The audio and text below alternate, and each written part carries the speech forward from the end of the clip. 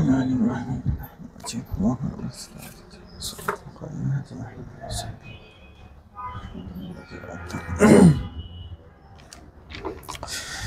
الحمد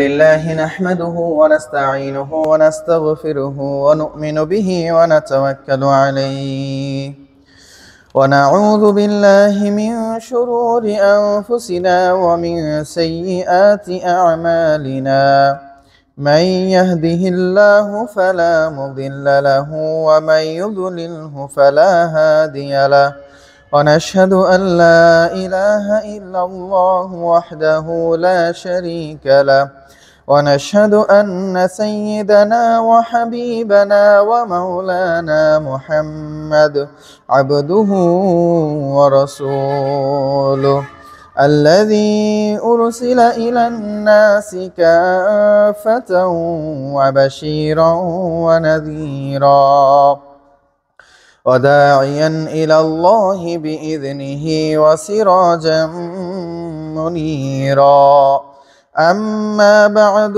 فإن خير الحديث كتاب الله وخير الهدى هدى محمد صلى الله عليه وسلم وشر الأمور محدثاتها وكل محدثة بدعة وكل بدعة ضلالة وكل ضلالة في النار فقد قال الله تعالى في كلامه المجيد أعوذ بالله من الشيطان الرجيم بسم الله الرحمن الرحيم قاف والقرآن المجيد بل عجبوا أن جاءهم منذر منهم فقال الكافرون هذا شيء عجيب أإذا متنا وكنا ترابا ذلك رجع بعيد قد علمنا ما تنقص الأرض منهم وعندنا كتاب حفيظ بل كذبوا بالحق لما جاءهم فهم في أمر مريج ومن السنة عن عبد الله بن عمر رضي الله تعالى عنه قال قال رسول الله صلى الله عليه وسلم إن الله يقبل التوبة ما لم يغرغر الحديث رواه الترمذي আলহামদুলিল্লাহ যাবতীয় প্রশংসা সমস্ত গুণগান সমস্ত তারিফ সিফাত এবং সানা আল্লাহ তাআলার দরবারে পেশ করছি যে আল্লাহ তাআলা আমাদেরকে আজকের জুমার দিনে মসজিদে উপবিষ্ট হওয়ার সালাত আদায় করার তৌফিক দান করেছেন সে আল্লাহ তাআলার শুকরিয়া আদায় করার নিমিত্তে আমরা কালিমাতুশ শুকরিয়া পাঠ করছি পড়ছি আলহামদুলিল্লাহ অগণিত দুরূদ এবং সালাম পেশ করছি আমাদের সর্বশ্রেষ্ঠ নবী সৈয়দুল মুরসালিন খাতামুন নবিয়্যিন মুস্তাফা মুহাম্মদ রাসূলুল্লাহ সাল্লাল্লাহু আলাইহি ওয়াসাল্লামের উপর। সম্মানিত উপস্থিতি, প্রিয় শ্রোতা মণ্ডলী, মুসলিম কেরাম, আমরা গত সপ্তাহে আপনাদের মাঝে আলোচনা করেছিলাম তাওবা এবং ইস্তিগফারের গুরুত্ব সম্পর্কে এবং তাওবা করার পদ্ধতি সম্পর্কে আমরা সংক্ষিপ্ত ধারণা আপনাদেরকে প্রদান করেছিলাম। আজকের খুতবাতে আমরা তাওবা করার পূর্ণাঙ্গ পদ্ধতি নিয়ে আলোচনা করব ইনশাআল্লাহ। ওয়া মা তাওফীক ইল্লা বিল্লাহ আলাইহি তাওয়াক্কালতু ইলাইহি উনীব। আজকের আলোচনাটি আমাদের জীবনের জন্য সবচেয়ে বেশি কার্যকরী একটি দিক, কারণ আমরা প্রত্যেকটা মুসলিমই গুনাহগার, গুনার ঊর্ধ্বে আমরা কেউই নই। রাসূল সাল্লাল্লাহু আলাইহি ওয়াসাল্লাম ব্যতীত আমরা সকলেই কম বেশি গুনাহ করে থাকি। রাসূল সাল্লাল্লাহু আলাইহি ওয়াসাল্লামও ভুলের ঊর্ধ্বে ছিলেন না। রাসূল সাল্লাল্লাহু আলাইহি ওয়াসাল্লামও ভুল করেছেন, তবে সেই ভুলগুলো ছিল আল্লাহ তাআলার পক্ষ থেকে, যাতে করে আল্লাহ তাআলা তার মাধ্যমে মানব জাতিকে শিক্ষা দিতে পারেন। উদাহরণস্বরূপ রাসূল সাল্লাল্লাহু আলাইহি ওয়াসাল্লাম সালাতে ভুল করেছেন। আসলে কি জন্য রাসূল সাল্লাল্লাহু আলাইহি ওয়াসাল্লাম সালাতে ভুল করেছেন এবং সাহাবীরা সেটাকে ঠিক করে দিয়েছেন? এই ভুল করানোটা আল্লাহ তাআলার পক্ষ থেকে ছিল। এর দ্বারা উদ্দেশ্য হলো যে রাসূল সাল্লাল্লাহু আলাইহি ওয়াসাল্লাম যদি ভুল করতে পারেন তাহলে মুসল্লিরাও ভুল করতে পারেন, ইমাম সাহেবও ভুল করতে পারেন, এই ধারণা এবং অনুভূতি সকলের মাঝে দেওয়া। কারণ রাসূল সাল্লাল্লাহু আলাইহি ওয়াসাল্লাম যদি ভুল না করতেন তাহলে আজকের ইমামদের 12টা এতদিনে বেজে যেত। কিন্তু ইমামরা ভুল করলেও, খতিবরা ভুল করলেও একটা সান্ত্বনা পান যে না, রাসূল সাল্লাল্লাহু আলাইহি ওয়াসাল্লামও ভুল করেছেন। রাসূল সাল্লাল্লাহু আলাইহি ওয়াসাল্লামকে শবে কদরের দিনকে ভুলিয়ে দেওয়া হয়েছে কেন? কারণ আল্লাহ তাআলা এর মাধ্যমে মানব জাতির কাছ থেকে বেশি বেশি ইবাদত আকাঙ্ক্ষা করেছেন। যদি মনে থাকতো তাহলে একটা দিন কেবলমাত্র মানুষ ইবাদত করত, কেবল একটা রাতকে কেন্দ্র করে ইবাদত করত, কিন্তু ভুলিয়ে দেওয়ার কারণে এখন মানুষ 5 রাত্রি ইবাদত করতে বাধ্য, বিশেষ করে যারা ঈমানদার। তো রাসূল সাল্লাল্লাহু আলাইহি ওয়াসাল্লামও তার জীবনে ভুল করেছেন। সেই জায়গা থেকে আমরা খুবই নগণ্য ব্যক্তি, আমাদেরও ভুল হতে পারে এবং অসংখ্য ভুল আমাদের মাধ্যমে হয়ে থাকে। এখন এই ভুল থেকে উত্তরানোর পদ্ধতি সম্পর্কে আমরা আজকে বিস্তারিত আলোচনা করতে যাচ্ছি এবং সেই একমাত্র পদ্ধতি হলো আত-তাওবাতু ওয়াল ইস্তিগফার, তাওবা করা এবং ইস্তিগফার করা। খুতবা শুরু করার পূর্বেই আপনারা যারা এখানে উপস্থিত আছেন সকলকে উদ্দেশ্য করে বলছি যে খুতবাটি মনোযোগ সহকারে শ্রবণ করবেন। এই খুতবার বিষয় আপনাদের মাধ্যমে নির্ধারিত, আমি এই খুতবার আলোচনা নির্ধারণ করি নাই। অধিকাংশ মানুষ, অনেক মানুষ আমাকে জিজ্ঞাসা করেছেন এবং জানতে চেয়েছেন তাওবা করার পদ্ধতি কি, তো সেজন্য আমি এই খুতবা আপনাদের মাঝে দিচ্ছি। এবং মজার বিষয় হলো এই 5 বছরের ভিতরে আজ প্রথম আমরা তাওবা নিয়ে আলোচনা করছি। এর আগে গত 5 বছরে আমরা কখনো তাওবা নিয়ে আলোচনা করিনি। এখানে আসল উদ্দেশ্য হলো এই যে আমি মনে করি এই সহজ এবং ছোটখাটো বিষয় এগুলা মোটামুটি সব মসজিদে সব উলামায়ে কেরামি আলোচনা করেন। তা আমি ব্যক্তিগতভাবে এমন বিষয়ে আলোচনা করতে চাই যেগুলো অন্যরা আলোচনা করে না। এই জন্য আপনাদের কাছ থেকে অনেক সময় অভিযোগ আসে যে কামরুল হুজুর এমন বিষয় নিয়ে আলোচনা করে যেগুলো আমরা বুঝি না। তো আমি সেগুলোকে কমিয়ে এনেছি, এমন বিষয়ে আলোচনা করতে চাই যেটা আপনারা বুঝবেন। কিন্তু গুরুত্বপূর্ণ কথা হলো এই যে আলোচনা আমরা একবার করছি সেটা আমরা দ্বিতীয়বার আর করতে পারবো না, সেই সুযোগ হবে না। এমনটা না যে আমরা করতে চাই না, কিন্তু সেই সুযোগ আমাদের হবে না। তো তাওবার পদ্ধতি এবং কিভাবে আপনি তাওবা করলে আল্লাহ তাআলার কাছে গৃহীত হবে, এটা গত 5 বছরের ভিতরে কেবল আজকে আলোচনা করছি এবং আগামী 5 বছর যদি আমি থাকিও তাহলেও এই আলোচনা দ্বিতীয়বার করতে পারবো বলে আমি জানি না।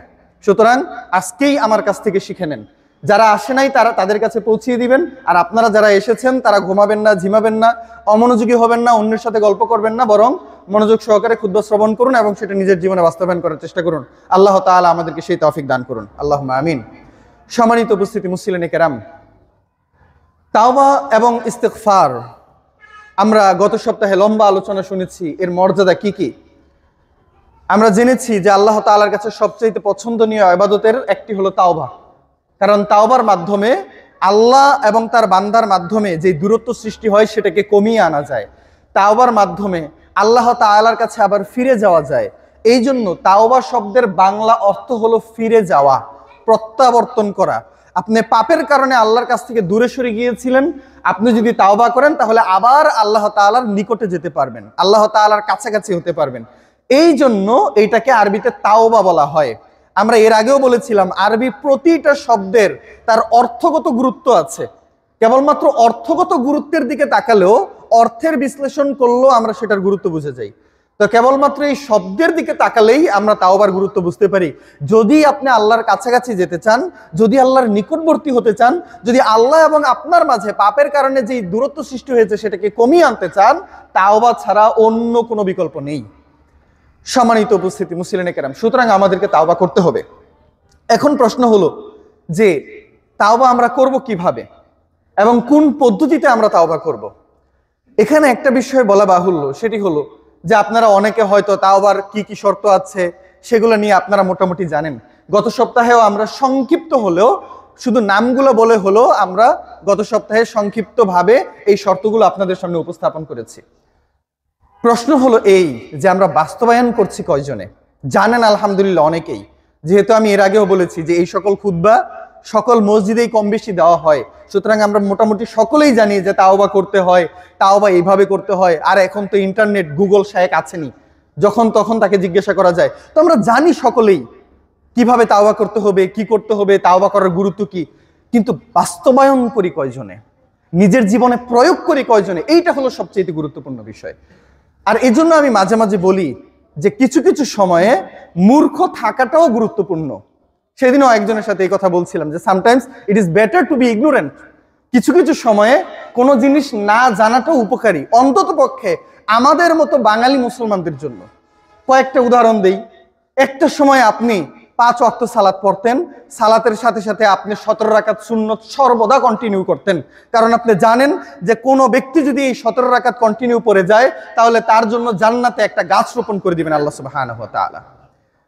আপনি সালাত আদায় করতেন, কখনোই আপনি সুন্নত ছেড়ে দিতেন না।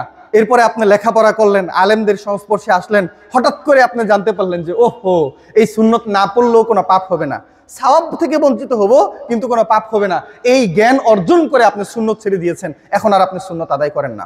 একটা সময় মুরব্বী সবসময় জেনে আসতেন যে তারাবি পড়াটা তার জন্য গুরুত্বপূর্ণ।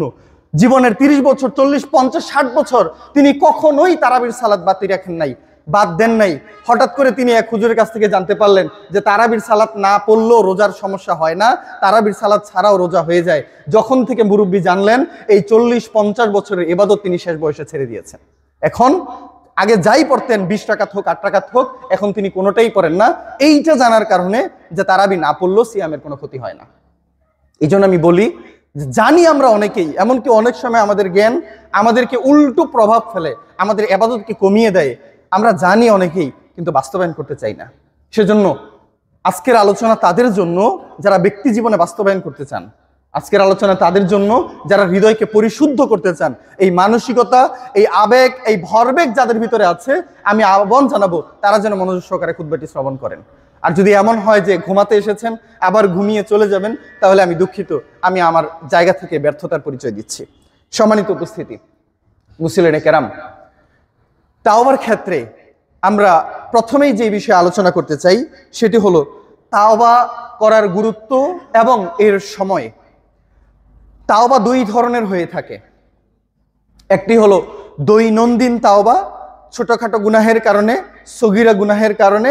আরেকটা হলো নির্দিষ্ট বড় কোনো পাপকে কেন্দ্র করে তাওবা, যেমন আপনি চোখের জিনা করছেন, অথবা আপনি অন্যের সাথে হয়তো বা একটু দুর্বল আচরণ করেছেন, অথবা সুন্নতটা ছেড়ে দিয়েছেন, অথবা ভালোভাবে ফরজটা আদায় করেন নাই। এই ধরনের ছোটখাটো গুনাহ থেকে বাঁচার জন্য একটা তাওবা হলো দৈনন্দিন তাওবা। প্রতিনিয়ত আপনি তাওবা পড়ছেন, প্রতিনিয়ত আপনি ইস্তেগফার করছেন। আর এই ইস্তেগফার হলো তাসবির মতো, যেমন আস্তাগফিরুল্লাহ ওয়া আতুবু ইলাইহি। আর এই ধরনের ইস্তেগফার এবং এই ধরনের তাওবা রাসূল সাল্লাল্লাহু আলাইহি ওয়াসাল্লাম করতেন দিনে 70 থেকে 100 বারের মতো। রাসূল সাল্লাল্লাহু আলাইহি ওয়াসাল্লাম বলছেন যে ইন্নী আতুবু ইলাল্লাহি ওয়া আস্তাগফিরুল্লাহ, ইন্নী আস্তাগফিরুল্লাহ ওয়া আতুবু ইলাইহি আকসারা মিন 70 মাররা। বিশ্বনবী বলছেন যে আমি আল্লাহ তাআলার কাছে দৈনিক তাওবা করি এবং ইস্তেগফার করি দৈনিক 70 বারের চাইতেও বেশি। অন্য হাদিসে 100 বারের কথা আছে। মানে এত পরিমাণে আমি পড়ি যেটা হিসাবের বাহিরে। রাসূল সাল্লাল্লাহু আলাইহি ওয়াসাল্লাম দৈনিক তাওবা পড়তেন। এইটা হলো একটা ইবাদত। আর যদি আপনি দৈনিক সর্বদা তাওবা পড়েন, দৈনিক সর্বদা ইস্তেগফার করেন, তাহলে কি কি মর্যাদা আপনার জন্য আছে সেগুলো আমরা গত সপ্তাহে আলোচনা করেছি। একটা কি আপনারা বলতে পারবেন? মুস্তাজাবুদ দাওয়া। যদি আপনি বেশি বেশি ইস্তেগফার করেন তাহলে আল্লাহ তাআলা আপনাকে ওই বান্দায় পরিণত করবেন যে আপনি দোয়া করা মাত্র কবুল করে নেবেন কে? এই জায়গায় আপনি পৌঁছাতে পারবেন যদি আপনি দৈনিক প্রতিনিয়ত তাওবা এবং ইস্তেগফার করে যান। কিন্তু নির্দিষ্ট কোনো পাপের কারণে যদি আপনার ভিতরে লজ্জা আসে, যদি আপনি আল্লাহ তাআলার কাছে ফিরে যেতে চান, সেটাকে বন্ধ করতে চান, তাহলে সেই তাওবার জন্য নির্দিষ্ট কিছু সময় রয়েছে। সেই তাওবাগুলো আপনি কিভাবে করবেন সেই ব্যাপারে আমাদের বিস্তারিত জানা উচিত। যেমন আপনি হয়তোবা বড় ধরনের কোনো গুনাহ করে ফেলেছেন, আপনি এক ওয়াক্ত সালাত হঠাৎ করে অলসতার কারণে ছেড়ে দিয়েছেন, আপনি এত বছর সুদের সাথে লিপ্ত ছিলেন, এখন আপনি সেখান থেকে বেরিয়ে আসতে চান, আপনি এতদিন যাবত মানুষের উপর অত্যাচার করেছেন, হঠাৎ করে আপনার হৃদয়ের মধ্যে তাদের জন্য আবেগ তৈরি হলো, তাদের প্রতি ভালোবাসা তৈরি হলো, আপনি সেখান থেকে ফেরত আসতে চান। আপনি এতদিন মদ গাঁজার সাথে সম্পৃক্ত ছিলেন, আপনার ভিতরে এখন বোধোদয় হলো, এখন আপনি সেখান থেকে ফেরত আসতে চান। আপনি এতদিন যাবত সিগারেটের সাথে ছিলেন, আপনি এখন সেখান থেকে ফেরত আসতে চান। আপনি এতদিন মুভির সাথে ছিলেন, অশ্লীল সিনেমা দেখতেন, গান শুনতেন, এইভাবে নিজের সময় নষ্ট করতেন, এখন আপনি সেখান থেকে ফেরত আসতে চান। এই ধরনের বড় বড় গুনাহের ক্ষেত্রে নির্দিষ্ট কিছু পদ্ধতিতে আমাদের তাওবা করা উচিত। তবে কিভাবে আমরা তাওবা করব সেটা বলার আগে আমি এইটুকু বলে নিতে চাই যে আমাদের উচিত যত দ্রুত সময়ের মধ্যে সম্ভব তাওবাটা করে ফেলা, অপেক্ষা না করা। আল্লাহ সুবহানাহু ওয়া তাআলা কোরআনুল কারীমের মধ্যে বলছেন, ইন্নামাত তাওবাতু আলাল্লাহি লিল্লাযিনা ইয়াতুবুন আল্লাহ সুবহানাহু ওয়া তাআলা বলছেন ইন্নামাত তাওবাতু আলাল্লাহ, আল্লাহ তাআলা কেবলমাত্র তাদের তাওবা কবুল করেন লিল্লাযিন, ওই সকল ব্যক্তিদের ইয়ামালুনা সুআ বিজাহালাতিন, যারা ভুল ক্রমে, যারা অজ্ঞতাবশত কোনো পাপের সাথে লিপ্ত হয়ে যায়, সুম্মা ইয়াতুবুনা মিন করিব, অতঃপর সাথে সাথে সেখান থেকে ফেরত চলে আসে। আপনার মনের ভিতরে খুব বড় এক উদয় হয়েছিল, আপনি নিজেকে কন্ট্রোল করতে পারেন নাই, আপনি পাপের সাথে জড়িয়ে গেছেন। যখনই আপনি রিয়েলাইজ করলেন যে আপনার এটা অন্যায় ছিল, যখনই আপনি বুঝতে পারলেন যে আপনার সাথে বড় কোনো খারাপ কাজ হয়ে গেছে, আপনি সাথে সাথে সেখান থেকে ফেরত আসবেন। সময় নেবেন না, সময়কে লম্বা করবেন না, অবহেলা করবেন না। এটা হলো প্রথম কাজ। যত দ্রুত সম্ভব ইয়াতুবুনা মিন করিব, একদম ইমিডিয়েটলি সাথে সাথে যারা তাওবা করে আল্লাহ তাআলা তাদের তাওবাকে কবুল করে নেন। কেবলমাত্র তাদের তাওবা। আপনি গুনাহ করে যাচ্ছেন, করেই যাচ্ছেন। আপনি অপেক্ষা করছেন যে কবে আমার বৃদ্ধকাল আসবে, তারপরে আমি একদম তাওবা করে ভালো হয়ে যাব। আল্লাহ রাসূল সাল্লাল্লাহু আলাইহি ওয়াসাল্লামের মাধ্যমে আল্লাহ তাআলা জানিয়ে দিচ্ছেন কোরআনুল কারীমের মধ্যে, ওয়ালাইসাতিত তাওবাতু লিল্লাযিন, কিন্তু তাওবা তাদের জন্য নয় যারা সর্বদাই ইয়ামালুনা সাইয়্যাত, সর্বদাই পাপ করেই যাচ্ছে হাত্তা ইযা হাদারা আহাদাহুমুল মাউত, যখন মৃত্যুর সময় চলে আসে তখন বলে যে ইন্নী তুবতুল আন, আমি আল্লাহ তাআলার কাছে তাওবা করছি। তাহলে আপনি বৃদ্ধ বয়সে গিয়ে, মৃত্যুর টাইমে গিয়ে আল্লাহ সুবহানাহু ওয়া তাআলার সামনে তাওবা করবেন, আল্লাহ তাআলার কাছে ফিরে যাওয়ার জন্য দোয়া করবেন, এই ধরনের তাওবা আল্লাহ তাআলা কবুল করবেন না। সুতরাং তাওবা যদি কবুল করতে হয়, তাওবা যদি গ্রহণযোগ্য করাতে হয়, আপনাকে সাথে সাথে তাওবা করতে হবে। এখন আপনাদের মাঝে প্রশ্ন আসতে পারে যে হুজুর গত সপ্তাহের কি আলোচনা করলেন, যে আজকের কি আলোচনা করছেন? গত সপ্তাহে আলোচনা করেছেন গুনাহ যত পরিমাণেই হোক, এবং আপনি যখনই তাওবা করেন তখনই আল্লাহ তাআলা কবুল করে নেবেন।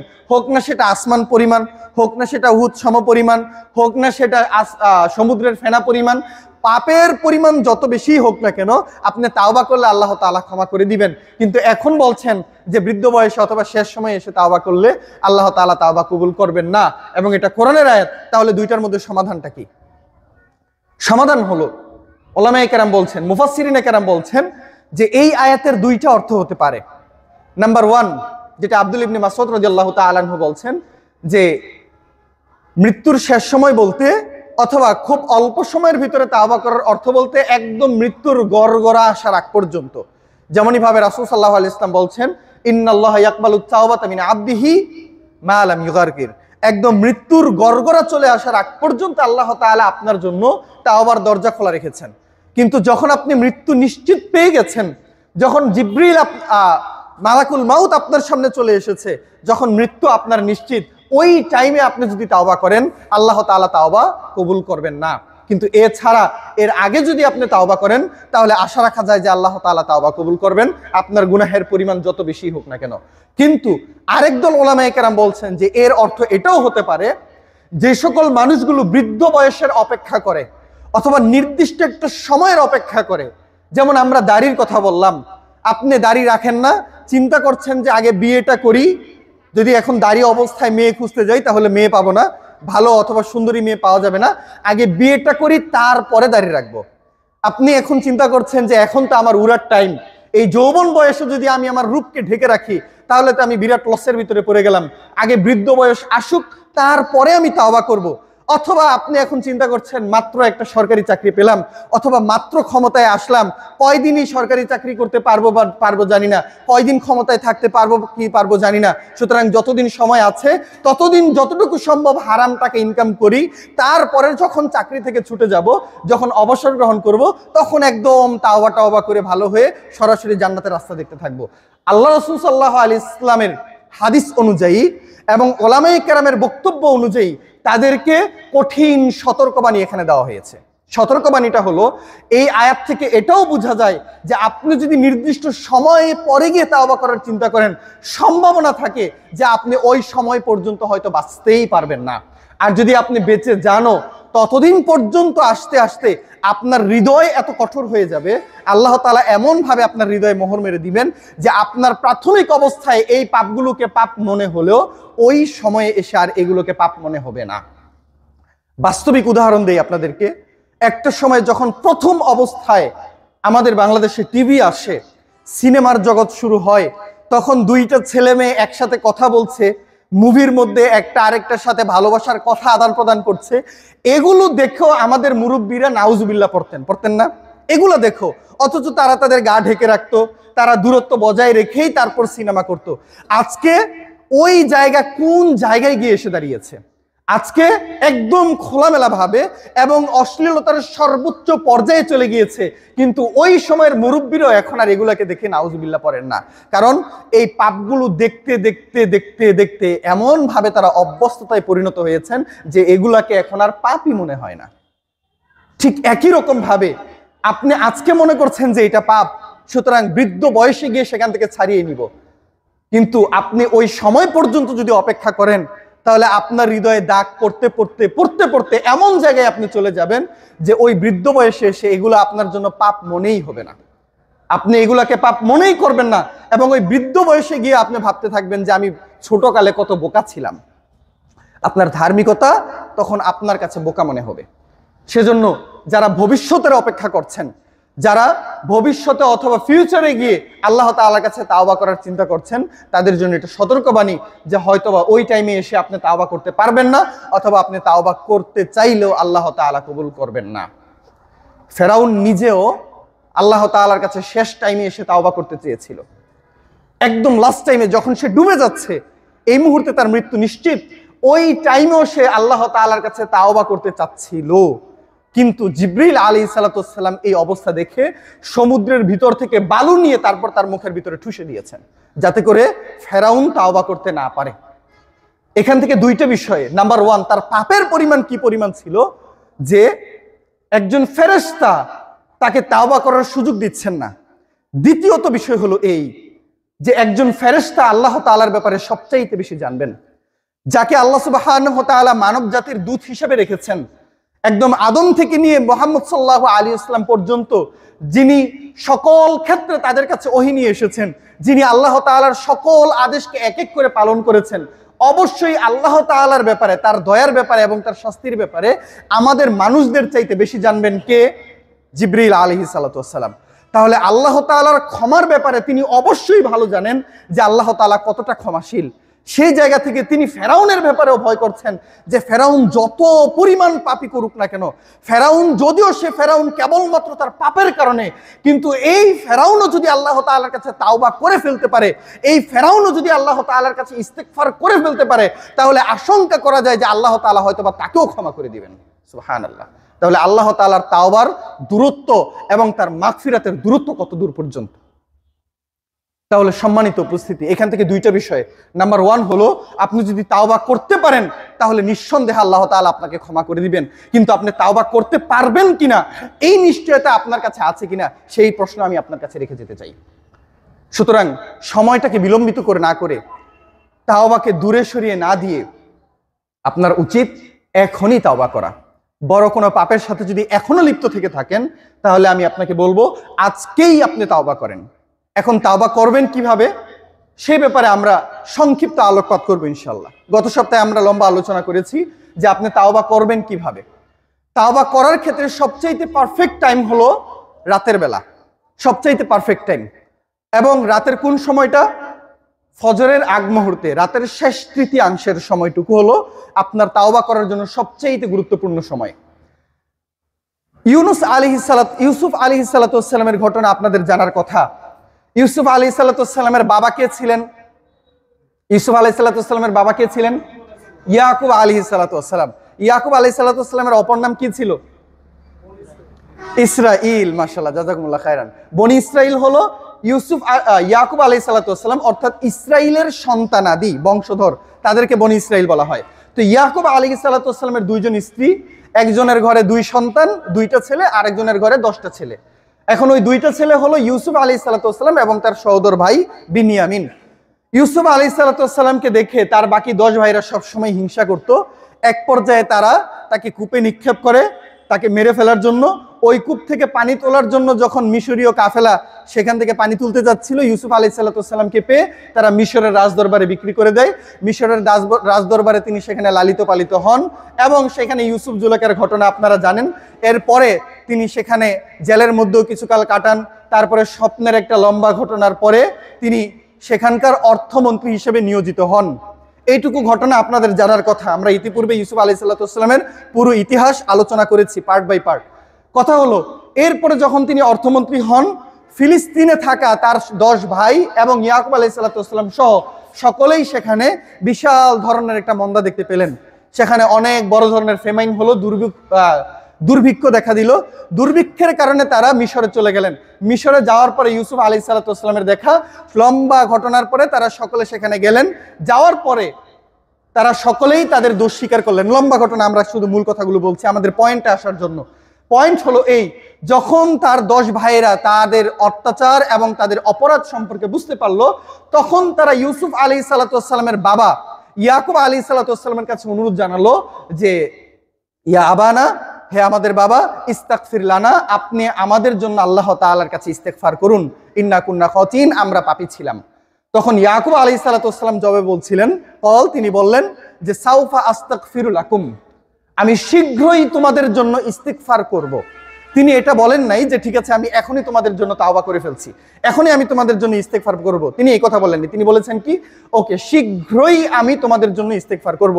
এখন সকল মুফাসসিরিনে কেরাম তাফসীর ইবনে কাসির আপনারা খুললে দেখতে পারবেন, সেখানে তারা বলছেন যে যেই সময়টাকে তিনি বাছাই করেছিলেন সেটা হলো রাতের বেলা। অর্থাৎ তিনি রাতের সময়টাতে, অর্থাৎ রাতের শেষ ভাগের ওই 3 ভাগের একদম শেষ টাইমে এসে তিনি ইস্তেগফার করেছিলেন আল্লাহ তাআলার কাছে। এখান থেকে একটা বিষয় হলো এই, যদি আপনার গুনাহটা বড় হয়ে থাকে, আপনার শাস্তির বিষয়টা যদি আপনার কাছে স্পষ্ট হয়ে থাকে, আপনার পাপাচারের পরিমাণ যদি বেশি হয়ে থাকে, আপনার উচিত ওই বড় পাপ থেকে তাওবা করার ব্যাপারে আল্লাহ সুবহানাহু ওয়া তাআলার কাছে তাওবা করার জন্য, ইস্তিগফার করার জন্য এই রাতের শেষ প্রহরটাকে বাছাই করে নেওয়া। অর্থাৎ আপনি তাহাজ্জুদের সালাত আদায় করলেন। এবার আসি আমরা তাওবার পদ্ধতি আপনার জন্য কি হতে পারে। আপনি রাতে তাহাজ্জুদের সালাত আদায় করবেন। তাহাজ্জুদের সালাত আদায় করার পরে আপনি বসবেন, বসে আপনি সাইয়্যিদুল ইস্তিগফার পাঠ করবেন।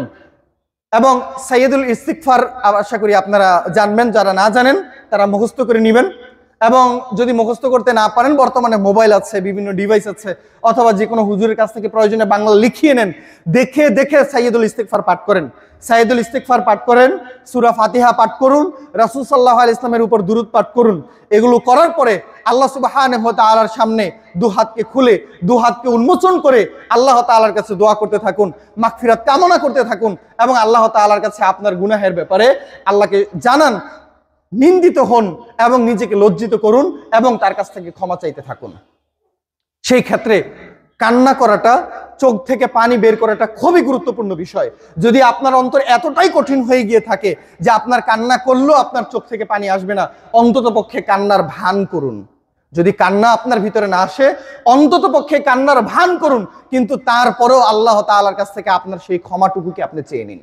তারপরও আল্লাহ তাআলার কাছে ফিরে আসার চেষ্টা করুন, কিন্তু এই পদ্ধতি আপনাকে গ্রহণ করতেই হবে। এখন যদি আপনার জন্য তাওবার জন্য এই রাতের শেষ প্রহরে তাহাজ্জুদের সময় আসা কঠিন হয়ে পড়ে, যে কোনো সময় হোক না কেন, অন্তত পক্ষে সাথে সাথে 2 রাকাত নফল সালাত আদায় করুন।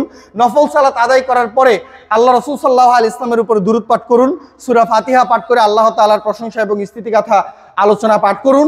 তারপরে সাইয়্যিদুল ইস্তিগফার পাঠ করুন এবং আল্লাহ সুবহানাহু ওয়া তাআলার কাছে 2 হাত তুলে ক্ষমা চান। এইভাবে আল্লাহ তাআলার কাছে তাওবা করে আপনি ফিরে যেতে পারেন। সম্মানিত উপস্থিতি মুসলিমিনে কেরাম, কিন্তু এই ক্ষেত্রে আমাদের জন্য গুরুত্বপূর্ণ বিষয় হলো 4টি। অর্থাৎ আপনি জাস্ট তাওবা করলেন, আল্লাহ তাআলা আপনাকে ক্ষমা করে দিবেন, এতটাও সহজ নয়। একটু কিছু বিষয়ের প্রতিও আপনাকে গুরুত্ব আরোপ করতে হবে। সেই ক্ষেত্রে আমরা বলতে পারি সকল উলামায়ে কেরাম তাওবার ক্ষেত্রে কিছু শর্তকে আরোপ করেছেন এবং সেই শর্তকে আমি একত্রিত করে সেটা 4টা জায়গায় নিয়ে এসেছি। নাম্বার 1, আপনি যদি তাওবা করেন, তাওবা করার ক্ষেত্রে সর্বপ্রথম শর্ত হলো যে আপনি সেই পাপকে পাপ হিসেবে স্বীকৃতি দিবেন এবং সেই পাপ করার কারণে আপনি নিজেকে লজ্জিত হিসেবে ঘোষণা করবেন। আপনি লজ্জিত হবেন এবং সেই লজ্জা থেকে আপনি আপনার পাপকে স্বীকার করবেন। এখন আপনি আল্লাহ তাআলার কাছে আপনার পাপের ব্যাপারে তাওবা করছেন, অথচ আপনি ওই ধরনের পাপকে যেন আপনি পাপই মনে করেন না। তাহলে আপনি যদি এই ধরনের ধারণা করেন যে আরে এটা তো আর অত বড় পাপ না, এত ছোট একটা পাপ, ঠিক আছে তাওবা যেহেতু করতে হয় আল্লাহ তাআলার কাছে তাওবা করে নিচ্ছি, এই ধরনের তাওবা গ্রহণযোগ্য হবে না। আপনাকে লজ্জিত হতে হবে, আপনার ভিতরে সেই অপমানবোধ কাজ করতে হবে যে আমি আল্লাহ তাআলার বান্দা হয়ে সারা জীবন জন্ম থেকে নিয়ে এমনকি তার আগ থেকে নিয়ে এখন পর্যন্ত বিনামূল্যে আল্লাহ তাআলার সকল নাজ নিয়ামত ভোগ করে যাচ্ছি, আর সেই আল্লাহ তাআলার সাথে আপনি এই ধরনের পাপ করে ফেলেছি, সেই লজ্জা আপনার ভিতরে যতক্ষণ পর্যন্ত না আসছে ততক্ষণ পর্যন্ত আপনি তাওবার প্রথম স্টেজেই আসতে পারেন নাই। সুতরাং তাওবার জন্য সর্বপ্রথম কাজ হলো ভিতরে লজ্জা নিয়ে আসা এবং সেই পাপকে পাপ হিসেবে স্বীকৃতি দেওয়া। দ্বিতীয় কাজ হলো সেই পাপটাকে বর্জন করা এবং সাথে সাথে প্রত্যাখ্যান করা। আপনি হয়তোবা ধরেন একটা সিগারেট খাচ্ছেন, এক লোক এসে বলল যে ভাই সিগারেট খাওয়া তো ইসলামের ভিতরে হারাম, সুতরাং আপনি সিগারেট খাওয়াটা ছেড়ে দেন। আপনি চিন্তা করলেন যে ওহো, আমিও তো জানি সিগারেট খাওয়া হারাম, ঠিক আছে ছেড়ে দিব, এই সিগারেটটা শেষ করে নিই। এই সিগারেটটা শেষ করা পর্যন্ত আপনি অপেক্ষা করছেন, এই ধরনের তাওবাও গ্রহণযোগ্য হবে না। যখনই আপনি জানতে পারলেন যে এই জিনিসটা অন্যায়, অথবা যখনই আপনার ভিতরে বোধোদয় হলো, সাথে সাথে সুম্মা ইয়াতুবুনা মিন করিব, সাথে সাথে সেটাকে প্রত্যাখ্যান করতে হবে এবং সাথে সাথে সেটাকে প্রত্যাখ্যান করে আপনাকে আল্লাহ তাআলার কাছে তাওবা করতে হবে। এইটা হলো আসল তাওবা। রাসূল সাল্লাল্লাহু আলাইহি ওয়াসাল্লাম যখন মদিনায় ছিলেন এবং ইসলামের ওহির ধারাবাহিকতা চলমান ছিল, একটা সময় পর্যন্ত তাদের জন্য মদ জায়েজ ছিল। সাহাবীরা মদ পান করেছেন, অন্যান্য বড় বড় সাহাবীরাও মদ পান করেছেন, কারণ তখন পর্যন্ত মদ হারাম হয়নি, তখন পর্যন্ত মদ হালাল। কিছু কিছু সময় বিভিন্ন রকমের নিষেধাজ্ঞার মাধ্যমে তাদেরকে ডিসকারেজ করা হয়েছে, অর্থাৎ নিরুৎসাহিত করা হয়েছে, যাতে করে তারা সেটা থেকে নিজেদেরকে একটু বাঁচিয়ে আনতে পারেন, কিন্তু ডিরেক্টলি তাদের জন্য হারাম ঘোষণা করা হয়নি। কিন্তু যখনই হারাম ঘোষণা চলে আসলো, সাহাবীদের কাছে যত পরিমাণে মদ ছিল সকল মদকে তারা একত্রে পরিহার করেছেন। সাহাবীরা মদ খাচ্ছেন, সেই জায়গায় হঠাৎ করে এক সাহাবী সংবাদ নিয়ে গেলেন যে এই মুহূর্তে ওহী অবতীর্ণ হয়েছে, ইন্নামাল খামরু ওয়াল মাইসিরু ওয়াল আনসাবু ওয়াল আজলাম রিজসুম মিন আমালিশ শাইতান ফাসতানিবুহু। আল্লাহ রাসূল সাল্লাল্লাহু আলাইহি ওয়াসাল্লামের কাছে এই মুহূর্তে ওহী অবতীর্ণ হয়েছে যে সকল প্রকারের মদ্যপান এবং সকল প্রকারের এই মাদকা দ্রব্য তোমাদের জন্য হারাম, এগুলো শয়তানের কাজ, এগুলো পরিহার করতে হবে। সাহাবীরা তখনও খাচ্ছিলেন, দোকানে বসে তারা সেটাকে ভোজন করছিলেন, কিন্তু তারা দ্বিতীয় ঢোকটুকু পর্যন্ত না নিয়ে তারা সাথে সাথে সেটাকে প্রত্যাখ্যান করেছেন। এত পরিমাণে তাদের কাছে মদ ছিল, এত পরিমাণে মদকে তারা ধ্বংস করেছেন যে মদিনার অলি গলিতে মদের কারণে মনে হচ্ছিল যে সেটাতে বন্যা পরিণত হয়েছে, এত পরিমাণে তাদের কাছে মদ ছিল। এখানে বিষয় হলো এই যে হারাম জানার সাথে সাথে তারা সেটাকে প্রত্যাখ্যান করেছেন। এইটাও চিন্তা করেন নাই যে এত কষ্ট করে, এত অর্থ খরচ করে এতগুলো মদ তৈরি করেছি, এই মদটুকু খেয়ে নেই, তারপরে না হয় আমরা নতুন করে মদ না বানাবো। এই চিন্তাও করেন নাই যে হাতে যেই মদের বোতলটা আছে অন্তত এই বোতলটুকু শেষ করে নেই, নতুন করে আর না হয় নতুন কোনো বোতল না নিলাম। এই চিন্তাও করেন নাই যে মুখের ভিতরে যেইটুকু মদ আছে এইটুকু গিলে নেই, নতুন করে না হয় আর অন্য কোনো মদ না নিলাম, বরং যাদের ভিতর মুখের ভিতরে মদ ছিল তারা সেটাকে ফেলে দিয়েছেন এবং সাথে সাথে কুলি করেছেন। এইটা হলো তাওবা, এটা হলো আল্লাহ তাআলার কাছে ফিরে আসা। সুতরাং সম্মানিত উপস্থিতি মুসলিম কেরাম, আমি ততক্ষণ পর্যন্ত আমার তাওবাকে গ্রহণযোগ্য করাতে পারবো না যতক্ষণ পর্যন্ত আমি সেখান থেকে ফিরে না আসবো।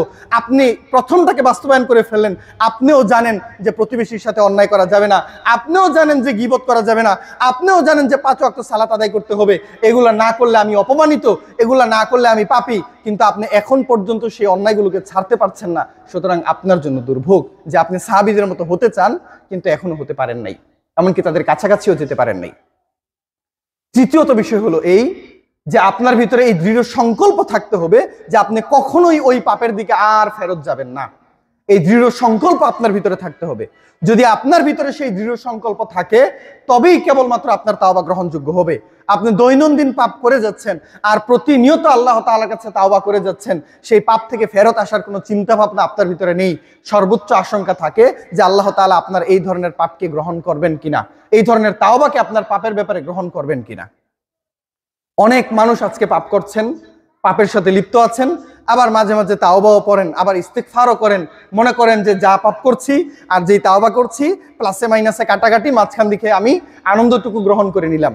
আপনারা শুনেন না এইরকম যে এক লোক চুরি করে নিয়ে এসেছে গরু কুরবানি করবে বলে, তো এখন তার চিন্তা ভাবনা কি যে চুরি করে গরু এনেছি, যেইটুকু পরিমাণ পাপ হবে আমি কুরবানি করলে যেই পরিমাণ সওয়াব হবে, এই সওয়াব আর পাপে কাটাকাটি প্লাস মাইনাস সম্পূর্ণ ধুয়ে মুছে সাফ হয়ে যাবে, মাঝখান থেকে গোস্তের সম্পূর্ণ লাভটুকু আমার ঘরে। এই ধরনের চিন্তা ভাবনা যদি আপনি করেন তাহলে আপনাকে বুঝতে হবে যে আপনি দুনিয়ার মানুষকে বোকা বানাতে পারেন বিভিন্ন রকমের যুক্তি দিয়ে, কিন্তু আল্লাহকে বোকা বানাতে পারবেন না। সম্মানিত উপস্থিতি মুসলিম কেরাম, সেজন্য এটা মাথায় রাখতে হবে যে আবার দৃঢ় সংকল্প থাকবে যে যে কোনো মূল্যেই হোক না কেন আমি এইটুকু দৃঢ় সংকল্প রাখলাম যে আমি তাওবা করবই এবং সেই তাওবার পরে সেই পাপকে আমি পুনরাবৃত্তি করব না। এখন আপনি তাওবা করলেন, তাওবা করার পরে আপনি এক সপ্তাহ পর্যন্ত নিজেকে স্থির রাখলেন, সেই পাপের সাথে আপনি জড়ান নাই। পরবর্তী সপ্তাহে আপনি আর নিজেকে ধরে রাখতে পারছেন না, তারপর আপনি সর্বোচ্চ চেষ্টা করেছেন যে না সেই পাপের সাথে আমি জড়াবো না না না, কিন্তু পরবর্তী সপ্তাহে এসে আপনার ভিতরটা দুর্বল হয়ে গেল, আপনি শেষ পর্যন্ত শয়তানের কবলে পড়ে আপনি সেই পাপের সাথে জড়িয়েই গেলেন। আপনার উচিত যখন আপনি সেই পাপ থেকে বের হলেন সাথে সাথে আবার আগের মতো করেই সেই তাওবা করা। হোক না এই ঘটনা আপনার জীবনের সাথে আজ পর্যন্ত প্রত্যেক সপ্তাহে একবার করে ঘটে আসছে, তারপরেও দৃঢ় সংকল্প রাখতেই হবে। আপনি পাপ করে ফেলেছেন, কিন্তু আপনাকে দৃঢ় সংকল্প রাখতেই হবে যে আল্লাহ একবার তো করে ফেলেছি, ইনশাল্লাহ আমি আমার পরবর্তী জীবনে আর কোনো দিন এই পাপের সাথে জড়িত হব না। হোক না আপনি পরবর্তীতে আবার শয়তানের প্ররোচনায় পড়ে আপনি সেই পাপ করে ফেলেছেন, কিন্তু এই তাওবা করার টাইমে যদি চিন্তা করেন আরে যখন আবার নিজের ভিতরে সেই আকাঙ্ক্ষা জাগ্রত হবে তখন আমি না হয় আবার পাপটা করে ফেললাম, আবার পরবর্তীতে তাওবা করে নিব না, এই ধরনের তাওবা গ্রহণযোগ্য হবে না। কিন্তু আপনাকে মনে রাখতে হবে যে আপনার সর্বোচ্চ চেষ্টা থাকবে যে আপনাকে যেন ঘন ঘন এই পাপের সাথে জড়িত হতে না হয়। কারণ ঘন ঘন যদি আপনি এইভাবে সর্বোচ্চ উদ্যমতার সাথে তাওবা করেন তাহলে এক পর্যায়ে দেখা যাবে যে আপনার সেই উদ্যমতা আপনার হৃদয় থেকে হারিয়ে গেছে। উদাহরণস্বরূপ, আপনি আজকে ধরুন আপনার হৃদয়টা নরম করেছেন, আপনার অন্তরটা নরম হলো, আপনি আল্লাহ তাআলার কাছে ফিরে আসতে চান। এত বছর আপনি হয়তোবা সিনেমার সাথে যুক্ত ছিলেন, এত বছর আপনি অশ্লীলতার সাথে যুক্ত ছিলেন, আজকে আপনার হৃদয়টা নরম হলো, আপনি নিয়ত করলেন যে আজকের পর থেকে আমি আর কখনোই পাপের সাথে জড়িত হব না। আপনি সেই চিন্তা ভাবনা করে প্রচুর পরিমাণে কান্নাকাটি করে তাওবা করেছেন, আবার সেই এক সপ্তাহ 2 সপ্তাহ পরে পাপের সাথে জড়িয়ে পড়েছেন, আবারও পরবর্তীতে আপনি কান্নাকাটি করে আল্লাহ তাআলার কাছ থেকে তাওবা করেছেন। এই পাপের সাথে থেকে যদি আপনি চিরতরে নিজেকে মুক্তি নিতে না পারেন, একটা সময় এসে দেখবেন যে এই কান্নাকাটি অথবা এই ভরবেগ, এই আবেগ আপনার হৃদয় থেকে আস্তে আস্তে দূরে সরে যাচ্ছে। একটা সময় আপনি যেই পরিমাণ আবেগ নিয়ে তাওবা করতে পারতেন, এই আবেগ আপনার দিল থেকে ধীরে ধীরে চলে যাবে। সুতরাং এই অবস্থা তৈরি হওয়ার পূর্বেই আপনাকে দৃঢ় সংকল্প থাকতে হবে যাতে করে আপনি পাপের সাথে নিজেকে জড়িয়ে না নেন। সর্বশেষ বিষয় হলো এই, যদি আপনার এই পাপের সাথে অন্য কোনো মানুষের হক জড়িত থাকে তাহলে আল্লাহর কাছে ক্ষমা চাওয়ার আগে ওই ব্যক্তির কাছে ক্ষমা চাইবেন। আবারও বলছি, যদি আপনার এই পাপের সাথে কোনো ব্যক্তির হক জড়িত থাকে, আল্লাহর কাছে ক্ষমা চাওয়ার আগে ওই ব্যক্তির কাছে ক্ষমা চেয়ে নেবেন। আল্লাহ সুবহানাহু ওয়া তাআলা কিয়ামতের দিনও যদি তিনি চান আপনার সকল গুনাহগুলোকে ক্ষমা করে দিতে পারেন। একমাত্র শিরকের গুনাহ ছাড়া কিয়ামতের দিনেও আল্লাহ তাআলা আপনার সকল গুনাহগুলোকে ক্ষমা করে দিতে পারেন। কিন্তু যদি আপনি দুনিয়াতে কোনো ব্যক্তির আমলনামাকে ছেড়ে যান, যদি কোনো ব্যক্তির সাথে আপনার হকের সম্পর্ক থেকে যায়, আপনি কঠিন রকমভাবে সেই দিন ধরা খেয়ে যাবেন। কারণ আল্লাহ তাআলা চাইলে তার সাথে ঘটে যাওয়া অন্যায়কে ছেড়ে দিতে পারেন, কিন্তু অন্য বান্দার হক আল্লাহ তাআলা কখনোই ছেড়ে দিবেন না। সুতরাং এজন্যই আমরা গত সপ্তাহে বলছিলাম যে আপনি একজনের সম্পত্তিকে কঠোরভাবে হস্তক্ষেপ করে আপনি প্রচুর পরিমাণে টাকা ইনকাম করে সেই টাকা দিয়ে আপনি হজ করতে গেলেন, সেখানে হজ করতে গিয়ে আপনি কাবার গিলাফ ধরে হজরে আসওয়াদে চুমু দেওয়া অবস্থায় যদি আপনি কান্নাকাটি করতে করতে করতে করতে পুরো মদিনা ভরে ফেলেন আপনি, তারপরেও যদি আল্লাহ সুবহানাহু ওয়া তাআলার কাছে ফেরত আসতে চান, তাওবা কবুল করাতে চান, আল্লাহ কি আপনার তাওবা কবুল করবেন না? যার কাছ থেকে অন্যায় করেছেন, যার কাছ থেকে সম্পদ নিয়ে এসেছেন, আগে তার কাছে সেটা ফেরত দিন। যদি ফেরত দিতে না পারেন তার কাছ থেকে ক্ষমা চেয়ে আসুন। সেজন্য যখন কোনো মানুষ মৃত্যুবরণ করে, আমি একটা জিনিস আমি সাধারণত একটু ভিন্নভাবে ভাবতে পছন্দ করি।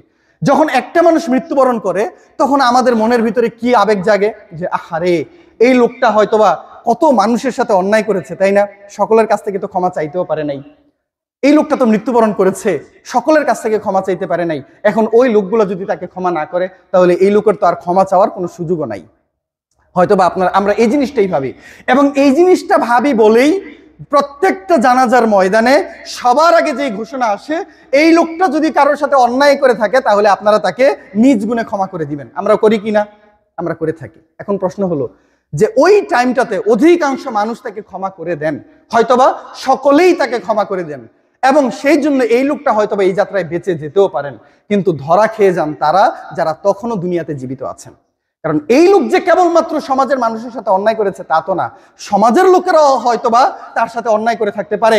ধরুন আমার একটা প্রতিবেশী, সে দুনিয়া থেকে বিদায় নিল, কিন্তু যদি সে দুনিয়া থেকে বিদায় নিয়ে চলে গিয়ে থাকে, আমি কামরুল হাসান যদি তার সাথে জীবনে কোনো দিন অন্যায় করে থাকি, তাহলে আমি কামরুল হাসান এই জায়গায় ধরা, চিরজীবনের জন্য ধরা।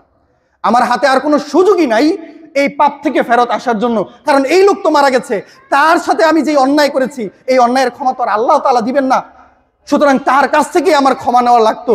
কিন্তু এই লোক তো দুনিয়া থেকে বিদায় নিয়ে চলে গেছে, সুতরাং আমার জন্য জাহান্নাম যেন নিশ্চিত হয়ে দাঁড়িয়েছে। সুতরাং আপনি মারা যাওয়ার আগে মানুষের কাছ থেকে ক্ষমা চেয়ে নেন, আর ওই লোকটা মারা যাওয়ার আগে আপনি তার কাছ থেকে ক্ষমা চেয়ে নেন। সম্মানিত উপস্থিতি মুসলিম কেরাম, সকল বিষয়ের দিকে তাকালে ক্ষমা চাওয়া ছাড়া আমাদের অন্য কোনো গত্যান্তর নেই।